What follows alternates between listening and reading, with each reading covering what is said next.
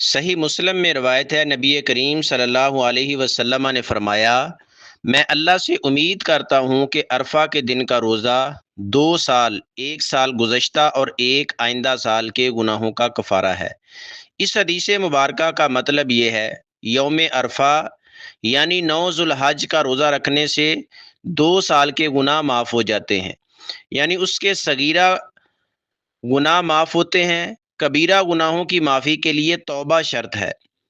अगर सगीरा गुनाह ना हो तो कबीरा गुनाहों में कमी हो जाती है, और अगर रोज़ादार सगीरा और कबीरा दोनों तरह के गुनाहों से पाक हो तो इस मुनासब से दर्जात बुलंद होते हैं।